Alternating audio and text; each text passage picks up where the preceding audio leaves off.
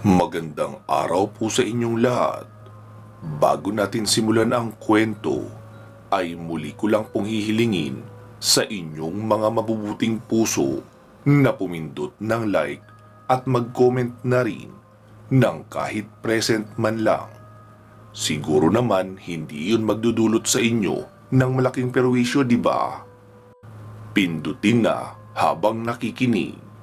Salamat sa iyo, katribo ah. Ipagpatuloy na natin ang kwento. Matapos makakain, ay nagpahinga na muna kami kaunti dahil pare-pareho talaga kaming sobrang pagod.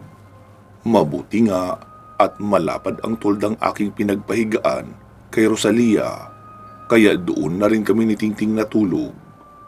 Napapagitnaan namin si Rosalia. Si Rafael naman ay doon sa loob ng sasakyan na higa. Bigla akong naalimpungatan noong maramdaman kong umuungol si Rosalia. Para siyang binabangungot. Agad naman akong bumangon at pinunasan siya ng pawis. Pagkatingin ko sa relo ay pasado 12:00 na ng madaling araw. Kaya tinapik ko na si Tingting. Ting, gising na. Uuwi na tayo ng San Narciso. Pupungas-pungas naman si Tingting na bumangon. Sige Kuya Lino, magsisimula na akong magligpit. Wika niya pa habang hinahakot na ang mga pinagkainan namin upang isakay sa sasakyan. Noong matapos makapagligpit ay isinakay na namin si Rosalia sa sasakyan. Lino, mag-iingat kayo sa biyahe. Wika pa ni Rafael. Sabi ko naman, papaano ka? Wala kang sasakyan. Huwag kang mag-alala, Lino. Marami namang sasakyan sa paligid. Madaling mag-hotwire. Tsaka, kabisado ko ang mga pasikot-sikot dito. Kahit maglakad, ay alam ko kung saan ang mga shortcuts. Sigurado ka ha? Oo, pahingi na lang ako ng tubig sa lalagyanan para may mainom ako habang naglalakad. Iniabot naman ni Tingting sa kanya ang isang plastic bottle na may lamang tubig. Ingat kayo ah! Wika pa ni Rafael, sabay nagsimula ng maglakad papalayo. Kuya Lino, ano, ako na magmamaneho? Oo Ting, ikaw na. Dumaan na muna tayo. Doon sa sinasabi ni Rafael na contact niya para makakuha tayo ng dextrose para kay Rosalia. Nagsimula na nga kaming bumiyahe. Hindi na rin kami nagsindi pa ng headlight para hindi makatawag ng atensyon. Bago makalampas sa nasasakupan ng San Agustin, ay may nakita kaming nag-iisang tindahan. Sarado na iyon, pero may ilaw na lampara sa labas. Ipinarada ni Tingting sa gilid ng daan ang sasakyan. Tapos ako na ang bumaba at nagtungo sa tindahan. Tao po! Tao po! Ako po si Lino, kaibigan ni Rafael. Sabi niya, dito kami pwedeng makakuha ng dextrose. Naramdaman kong may pagkilos sa loob, tapos nagsindi ng lampara. Ilang saglit pa ay bumukas ang pintuan at dumungaw ang isang may edad na lalaki. Hindi pa naman sobrang tanda. Siguro mga nasa 60 lang ang edad. Oh, nasaan ang pagkakabitan ng dextrose? Sabi ko naman. Bakit po? Kayo po ba magkakabit? Oo sana, kung hindi kayo marunong. Pero kung marunong naman kayo, edi kayo na. Sige po, ikaw na lang. Hindi talaga kami marunong. Naroon po sa sasakyan ang girlfriend ko na kailangan kabitan ng dextrose. Michael, kumuha ka nga dyan ng isang kahon. Wika pa ng matanda sa kasama niya sa loob. Ilang saglit pa ay lumabas ang isang binatilyo. Dala ang mga gamit at magkakasabay na kaming pumunta sa sasakyan. Tinignan niya saglit ang mukha ni Rosalia sa kakinabitan na ng dextrose. Tapos isinabit naman sa hawakan ng kamay sa itaas ng bintana. Ayos na iho! Meron pang reserbang 3. Ganito lang magpalit kapag naubos na ha. Wika pa ng matanda habang itinuturo sa akin ang gagawin. Dumukot naman ako ng 2,000 sa bulsa at iniabot iyon sa matanda. Maraming salamat po, Manong. Wala iyon, iho. Basta para sa mga kaibigan ni Rafael. Nasaan nga pala siya? Nasa San Agustin pa rin po. Tumutulong na pigilan ang pagsalakay ng mga zombies doon. Tumango-tango naman ang matanda. Tapos bumalik na sila noong binatilyo sa kanilang tindahan, kung saan nakadikit na rin mismo ang kanilang bahay. Tara na, Ting. Kailangan na natin makauwi. Ramdam ko na ang pagod. Ako rin, Kuya Lino. Pagod at antok na. Uy, huwag kang matutulog habang nagmamaneho, ha. Kung ayaw mo magtuloy-tuloy na ang tulog mo nang walang gisingan. Di kausapin mo ako, Kuya Lino. Huwag mo akong tutulugan para malibang din ako habang nagmamaneho. Kita mo, halos walang ibang sasakyan sa daan eh. Kaya hindi malayong makatulog talaga ako habang nagmamaneho. Oo na, sige na. Hindi na ako matutulog sa biyahe. Nagpatuloy na nga kami sa biyahe, papauwi ng San Narciso. Nanatili rin akong gising at kinakausap si Tingting para hindi nga siya makatulog. Pagkarating sa bahay ay mag-aalas 3 na iyon ng madaling araw. Si Papa lang ang gising. Pero noong pagkapasok ng sasakyan ay nakita kong bumangon na rin si Lolo mula sa pagkakahiga sa sofa. Anak, anong nangyari kay Rosalia? Bakit siya nakadextrose at maraming benda? Tanong pa ni Papa. Nadukot po siya ng sindikato pa. Mabilis naman naming nasundan. Kaso pagkarating sa isang hideout nila, nilantakan agad ng mga aswang, kaya may sugat siya. Tapos kakaiba pa pala ng mga aswang iyon. Hindi nila kaya manghawa, pero yung kanilang laway ay magiging lason sa katawan ng tao. Tatagal lang ng 3 oras ang taong nakagat nila at mamamatay na rin agad. Mabuti at may antidote si Rafael, kaya naagapan pa namin. Pero malala ang kalagayan niya kanina. Kaya matapos malagyan ng antidote sa katawan, ay hindi na siya nagkamalay. Ha? Kumatos na siya, anak? Parang gano'n na nga siguro pa. Pero ang sabi ni Rafael, magigising naman daw yan siguro bukas. Nagpapahinga lang daw ang katawan. Mas maigi rin daw na wag nang dalhin sa ospital. Sa panahon kasi ngayon, mahirap na magtiwala sa mga doktor. Dahil hindi natin alam kung sino sa kanila ang tao ni Gob o ni Mayor. Habang nagpapaliwanag ako kay Papa at Lolo, ay lumabas naman si Mama. Alalang-alala ito noong makita ang itsura ni Rosalia. Anak, anong nangyari kay Rosalia? Tanong pa ni Mama, kaya ikinuwento ko na rin sa kanya ang lahat. Tapos binuhat ko na si Rosalia papunta sa kwarto namin. Nakiusap ako kay Mama na siya muna ang magbantay kay Rosalia dahil kailangan kong makatulog. Nagising na rin noon sina Julie at Leandra, kaya sinabi ni Mama na wag na raw akong mag-alala. Sila na ang bahalang mag-asikaso kay Rosalia. Bibihisan na rin nila dahil marumi ang kasuotan nito at may bahid ng dugo. Inilapag ko si Rosalia sa kama namin, tapos iniwan ko na kay Mama. Ako naman ay doon na muna natulog sa kwarto ni Lolo. Si Tingting ay agad na rin pumasok sa silid at natulog. Kahit nag-aalala ako kay Rosalia, ay panatag naman ako na magigising siya sa kinabukasan, gaya ng sabi ni Rafael. Kinabukasan, maliwanag na sa loob ng silid noong magising ako. Nang tignan ko ang relo sa dingding, ay nakita kong 10:30 na. Kaya nag-unat-unat ako saglit tapos bumangon na rin. Nagugutom na kasi ako. Pagkababa ko ay naroon na si Tingting sa sala. Kagigising niya lang din pala. Nakatulala pa habang nakatitig sa dingding.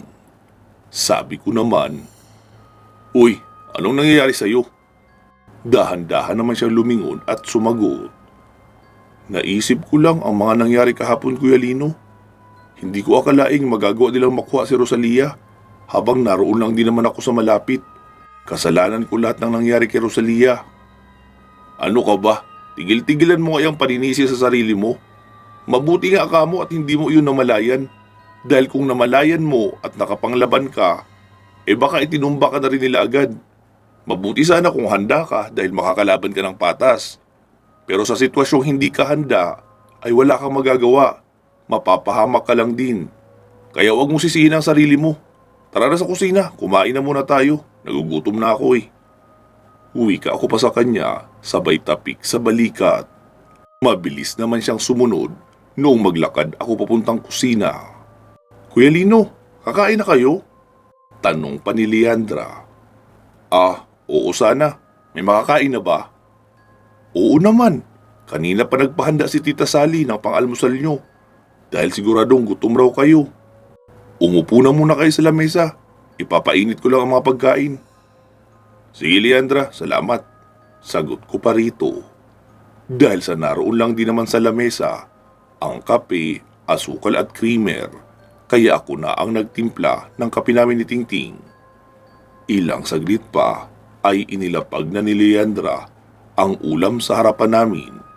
Sinabawang tuna at paksiw na dilis na maraming kamyas. Tapos ang kanin naman ay bagong luto lang din. Agad na kaming nagsisandok ni Tingting. Leandra, si Rosalia, nagising na? Oo Kuya Lino, kaninang mga alas 6. Hinahanap ka nga. Sinabi naman ni Tita na naroon ka lang sa kabilang kwarto, nagpapahinga. Tapos ayun, natulog na uli. Sabi ni Tita, kapag nagising raw uli si Rosalia, ay papakainin niya na ito. Kaya nga nagpasaing na siya ng maaga, para bagong saing ang kanin na ipapakain kay Rosalia. Tsaka kahit sabaw lang ng tuna, para madali siyang matunawan. Okay. Sige Kuya Lino, babalik na ako sa kwarto niyo. Wala na rin naman yata kayong kailangan dyan eh. Oo Leandra, sige maraming salamat sa paghahanda ng pagkain namin. Wala yun Kuya Lino. Wika pa ni Leandra at bumalik na sa itaas. Si Tingting naman ay tahimik lang na kumakain. Uy, bakit tahimik ka pa rin? Tanong ko pa sa kanya. Naisip ko lang Kuya Lino na napakatatag mo. Isipin mo, hindi ka nasiraan ng loob matapos madukot si Rosalia. Samantala ako, iniisip ko pa lang ngayon na papaano kung si Tinay ang madukot ng mga aswang, ay parang mababaliw na ako. Ay, huwag ka nga mag-isip ng problema na hindi pa naman nangyayari o maaring hindi talaga mangyari. Pinapahirapan mo lang ang puso mo eh. Huwag ka na malungkot.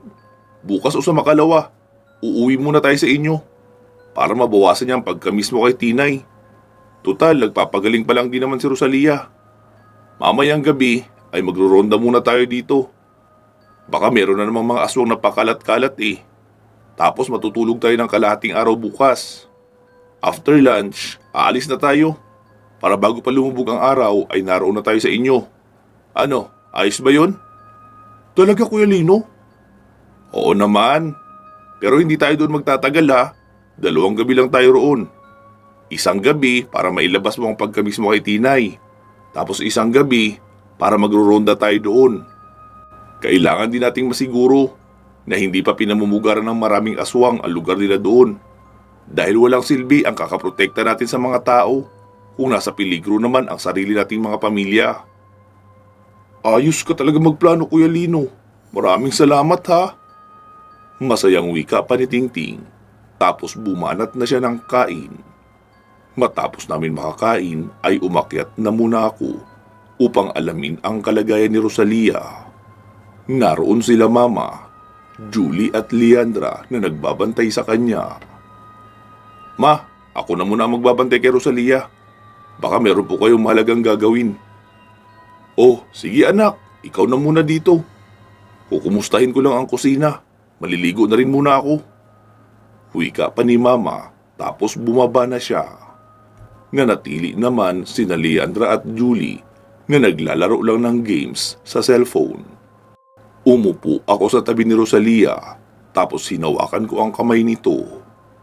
Kahit papaano ay maganda na ang kulay niya. Hindi na siya namumutla kagaya noong isang gabi na parang kasing putla ng papel ang mga labi. Ilang saglit pa ay nararamdaman kong kumilos ang kamay nito kung saan ako nakahawak. Mahal? Mahinang bulong niya pa habang nakapikit. Oo mahal, ako ito. Narito na tayo sa bahay, sa San Narciso. Huwag ka na mag-alala, ligtas ka na. Dahan-dahan siyang nagmulat ng kanyang mata. Tumingin muna ito sa paligid bago tumingin sa akin. Anong nangyari? Tanong niya pa. Muntik ka ng mamaalam mahal. Mabuti na lang at nagawa ng paraan ni Rafael. May antidote siya para sa kagat ng mga aswang. Mahal, nagugutom na ako. Sige, saglit lang. Ikukuha kita ng pagkain. Agad namang sumagot si Leandra. Kuya Lino, ako na ang kukuha. Sabi naman ni Tita Sally kanina na sabaw at malambot na kanin lang muna ang ipapakain kay Ate Rosalia para hindi mahirapan ang kanyang panunaw. Ah, ganun ba? Sige, salamat. Ilang saglit pa ay nakabalik na si Leandra, dala ang mangkok na may kanin at sabaw ng isda. Ako na ang nagsubo kay Rosalia habang nakapasandal ang upo nito sa higaan. Matapos niyang kumain ay sinabing gusto niya pa raw matulog uli, kaya iniwan ko na muna siya. Habang naroon pa rin sa loob ng silid ang dalawang dalaga na nagbabasa ng pocketbook malapit sa may bintana. Pagkababa ko ay nakita ko na agad si Tingting. Ano Kuya Lino, kumusta na si Rosalia? Tanong pa nito sa akin. Ayos na siya Ting, kailangan niya lang ng mahabang pahinga. Nanood lang muna kami ni Tingting ng palabas sa telebisyon maghapon habang may kaunting iniinom na beer. Gusto niya raw kasing mag-relax. Tapos noong pasado 4:00 ay nagsitulog na muna kami para may enerhiyang magagamit sa lakad namin sa kinagabihan. Noong naghahaponan na kami ay nagsalita si Tingting. Mang Roland, manghahandling kami uli ng aswang ngayong gabi ni Kuya Lino. Sama ka? Agad namang sumagot si Papa. Oo ba? Basta wag niyo akong ipapain sa mga aswang ha. Tsaka alalayan niyo rin ako. Abay oo naman po. Hindi ka naman talaga namin papabayaan. Sagot naman ni Tingting. Sabi ko naman, hindi raw. Inauna ka pa nga tumakbo noong hinabol tayo ng malaking baboy. Akala ko naman kasi kaya na ni Mang Roland yun. Dahil baboy lang naman. Sumagot naman si Papa. Oo nga Tingting, baboy lang naman. Pero parang maliit lang kaunti sa kalabaw ang tangkad eh. Tapos ang bangis-bangis pa ng mukha. Nagtawanan na lang nga kami dahil sa sinabi ni Papa. Matapos namin kumain, ay naroon lang muna kami ni Tingting sa labas ng bahay na nagpapahangin. Si Tingting naman ay nakatulala na nakatingin sa sasakyan. Hindi na talaga pogi ang sasakyan natin Kuya Lino. Puro nagasgaso at yupi. Sabi ko naman, ano ka ba? Huwag mong problemahin yung gasgas at yupi. Ang mahalaga, maayos ang makina. Hindi pumapalya kahit anong oras. Kapag ang makina na ang nagkaproblema, maaga tayong babiyahe sa kabilang buhay niyan dahil hindi tayo makakatakas agad. Sa bagay, may punto ka naman dyan Kuya Lino. Pero Kuya Lino, kapag sa susunod may nakaengkwentro tayo uli na mayayamang aswang at may magandang sasakyan, alburi natin uli ha. Sabi ko naman, oo ba, basta bago pa at maluwag ang loob. Kailangan kasi natin ng sasakyan na pwedeng rumagasa sa baha, putik at matulin din sa kalsada. Dapat pala yung malalaki ang gulong Kuya Lino no? Oo, basta kapag may nakita nga tayo. Ilang saglit pa ay lumabas na ng bahay si Papa. Nakapantalon na ito na pangsundalo, yung maraming bulsa, naka-t-shirt ng itim habang may fatigue na tsaleko. Sabi naman ni Tingting, Mang Roland, parang may kaunti pang kulang dyan. Ha? Ano naman Tingting? Kawali po, yung dumi ng kawali. Ipahid yun ang pagguhit sa mukha nyo para maging Rambo na kayo. Wag na Tingting, baka matakot na masyado sa akin ang mga aswang at hindi na tuloy lumaban. Ano, tara na? Sabi ko naman, edi sige, tara na. Nagsitayuan na nga kami at doon na ako sa sasakyan nagsuot ng combat shoes. Muli naming binaybay ang daan papunta sa luma naming bahay. Ting, dito mo na iparada ang sasakyan. Ha? Bakit Kuya Lino? Parang ang layo pa naman ito. Tumambay muna tayo sa tindahan. Mukhang meron silang malamig na soft drinks dyan. Nanunuyo na yung lalamunan ko eh. Parang kailangan ko na ng malamig. Ayos, gusto ko yung ideya na yan Kuya Lino. Sabi naman ni Papa. Akala ko ba maghahunting tayo? Bakit may balak pa yata kayo mag-relax? Sabi ko naman, ano ka ba naman pa? Sa araw-araw na lang na dumarating sa buhay namin, naghahanap kami ng makakalabang aswang. Siguro naman hindi kalabisan kung mag-relax kaunti. Tsaka maghahunting pa rin naman tayo. Iinom lang tayo ng malamig na soft drinks. Hindi na sumagot pa si Papa.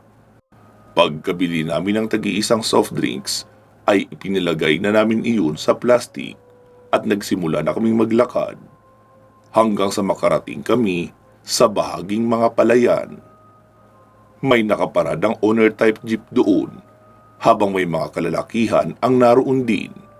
Ang iba ay nasa hood na kaupo, meron ding nasa tapat lang. Madali silang makikita dahil nasa gilid lang talaga ng kalsada at nakasindi ang headlight ng kanilang sasakyan.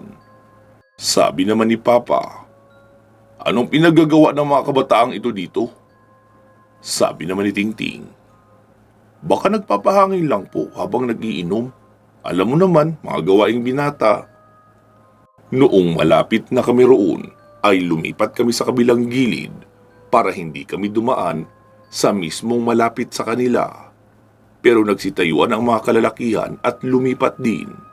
Inabangan talaga kami. Sabi pa noong isa, saan kayo pupunta? Si Papa naman ang sumagot dahil nauna siya sa paglalakad. Sa bahay namin, dadalaw lang. Anong bahay? Hindi kita kilala tanda. Lahat ng nakatira dyan ay kilala ko. Iyo, hindi namin gusto ng gulo. Baka pwedeng umalis na kayo sa daraanan namin. Sige, pwede kayong dumaan. Pero kailangan nyo magbayad ng passing fee. Ha? Passing fee? National road to Tanda, wala kaming pakialam kung anong road o anong kalsada ito. Basta kapag dumaan dito at narito kami, ay magbabayad kayo. Hindi umimik si Papa tapos tumingin sa akin. Anak, anong gagawin natin? Sabi ko naman, di magbayad po tayo. Kailangan daw Ha? Basta na lang tayo magbibigay sa mga lokong ito na wala nang magawang matino sa buhay nila na may merwisyo pa sa mga residente? Abay, loko ka pala! Wika pa noong isa, sabay sapak kay Papa. Bali tatlo ang gumugulpi kay Papa, tapos iyong dalawa naman ay naglabas ng kutsilyo at itinutok sa amin. Sabay naman kami ni Tingting na napataas ng kamay. Hindi ako lalaban. Ito, may 5 piso pa ako rito, sa inyo na. Wika pa ni Tingting, sabay hagis ng 5 piso niya doon sa isang lalaki. Sabi ko naman, ako rin, hindi ako lalaban. Ito, may 2 piso pa ako. Nagpapatawa ba kayong dalawa? Anong tingin nyo sa amin, bata? Barya lang ang ibibigay nyo? Sabi ko naman, yan na lang ang pera ko Naibili na namin ng soft drinks. Baka siya, may pera pa. Wika ko pa, sabay turo kay Papa. Nakita kong galit na galit si Papa na nakatingin sa akin. Lino, anong ginagawa mo? Sabi ko naman, di ba po sabi nyo kanina ayaw natin ng gulo? Kaya nagbayad na lang kami. Nagalit naman ang mga lalaki at lalo pang pinagtulungan si Papa sa pambubugbog. Kuya Lino, sigurado ka? Ipapabugbog natin si Mang Roland? Sabi ko naman, kung sa mga tao pa lang na walang espesyal na kakayahan ay hindi niya nakaya, paano niya pa maipagtatanggol ang sarili niya sa mga aswang? Mang Roland, lumaban po kayo. Kaya niyo yan. Malaki ang tiwala ko sa iyo. Nasa iyo ang pusta ko. Pasigaw na wika pa ni Tingting. Nakita kong nagalit na ng tuluyan si Papa at nakipagbubugan na nga ng todo sa 3 lalaki. Noong lalapit pa sana ang 2 lalaki na may hawak na balisong, ay saka naman ako nagsalita. Bakit kailangan nyo ng balisong? Wala namang armas yung tao, di ba? Wika ko pa sa mga iyon. Mabilis ko kasing kinuha ang itak ni Papa at inihagis sa gilid bago pa siya nahablot ng mga iyon para mapilitan siyang lumaban ng mano-mano. Lumapit naman iyong isa sa akin, sabay atake ng pagsaksak.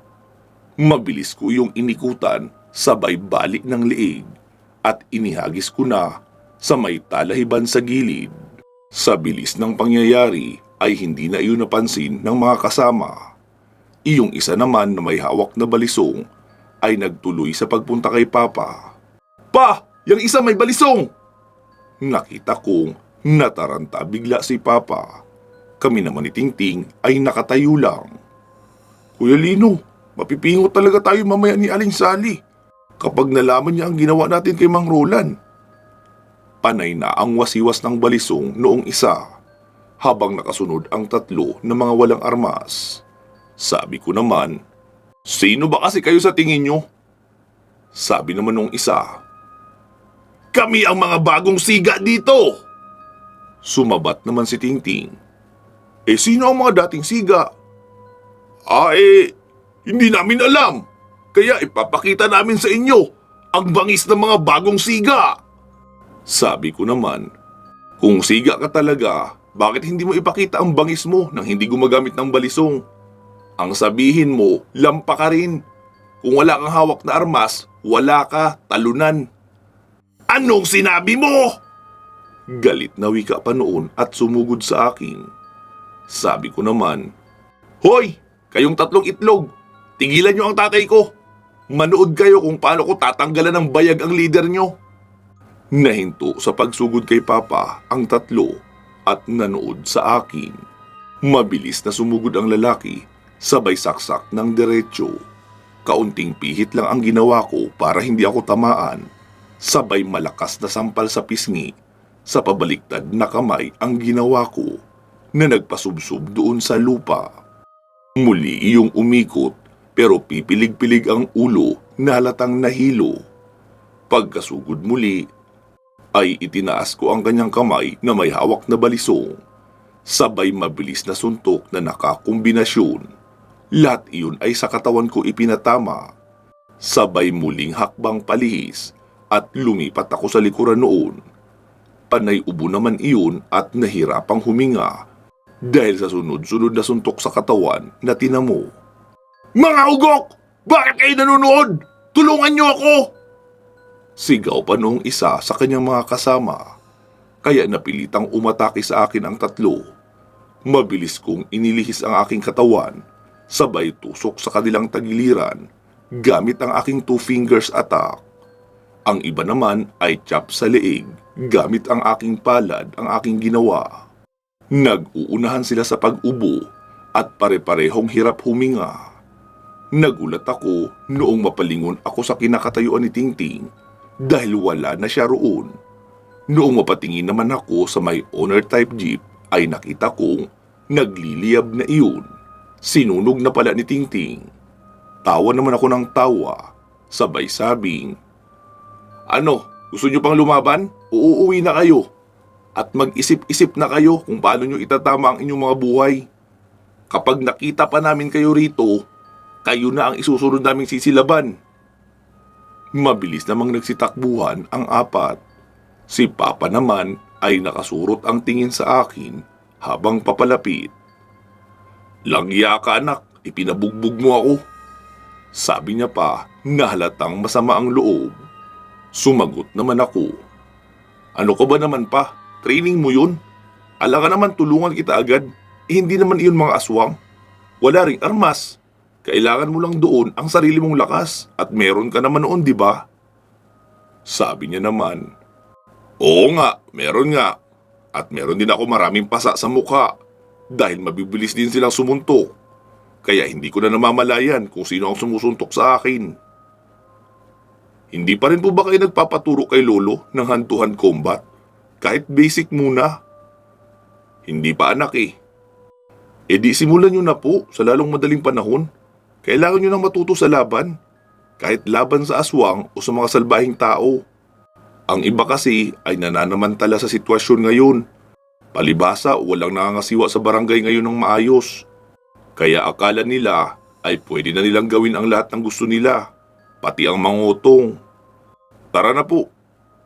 Wika ko pa, sabay kuha nung itak na inilagay ko sa gilid. Nagpatuloy na nga kami sa paglalakad patungo sa mga kabahayan sa unahan upang maghanap ng mga aswang. Pansamantala muna natin puputulin dito ang ating kwento. Magsama-sama tayong muli sa part 168. Bago po natin tapusin ang ating video, ay bigyan muna natin ng daan ang ating mga shoutout at pasasalamat. Unahin na muna natin ang ating mga major sponsor na sina Ma'am Aida Lasimet Calfe ng Qatar at si Ma'am Connie Matias Narumi ng Japan. Pati na rin ang iba pa nating mga sponsor na sina Ma'am Bernadette Arcalas, Ma'am Alma A. Rosales at Ma'am Lynn Gentiliso. Maraming salamat po sa inyong walang sawang pagsuporta sa ating channel, pati na sa proyektong pagtulong sa mga batang pinabayaan ng magulang. Naway patuloy kayong biyayaan ng ating puong may kapal at panatilihing nasa malusog na pangangatawan. Pinapasalamatan din po natin ang ating mga current channel members na sina Joby Taghap, Jenny Mostrado, Kevin Nang, Georgina Bati, Rosalie Colas, Noli Bobis, Rose Halandumon, Mary Jane Pelahio, Celsa Escartin, Eric Platero, Senya Hikom Luquias, Yam in Japan, Lito Bueno, Jesmar Ocampo, Lu Kira, Click and Collect Manila, Dean Ciudadano, Sarjane Katsdorms, Burns A, at kay Ma'am Christine Olson. Pasalamatan na rin natin ang ating tatlong masisipag na group admin at moderator na sina Ma'am Ilongga Guapa, Ma'am Gilani Fernandez at Ma'am Gina Araga. Sa muli ay inaanyayahan ko po kayo na mag-like and follow sa ating Facebook page na ang pangalan ay Katotohanan at Misteryo. Madalas na rin po tayong may upload doon. Pinapasalamatan ko rin kayong lahat ng mga regular listeners ng ating dalawang channels. Ito po ay ang Katotohanan at Misteryo at ang Kwentong Aswang Comics. Siguraduhin nakasubscribe po kayo sa parehong channel. Pwede nyo na rin idagdag sa inyong pinapakinggan ang ating love story channel. Ang pangalan naman noon ay Problema at Payong Kaibigan. Sana ay patuloy pa rin kayong makinig kahit pa hindi ako ang boses na nagsasalita. Balikan nyo rin po sana ang mga luma nating video, iyong mga na-upload ng 2 years ago to present. Sigurado namang marami pa doon ang hindi nyo pa napapakinggan, lalo na ang mga bago pa lang dito sa ating channel. Maraming salamat po sa patuloy niyong suporta sa ating mga channels. Magsama-sama tayong muli sa iba pang mga paparating na kwento. Mag-iingat po kayo palagi at hanggang sa muli.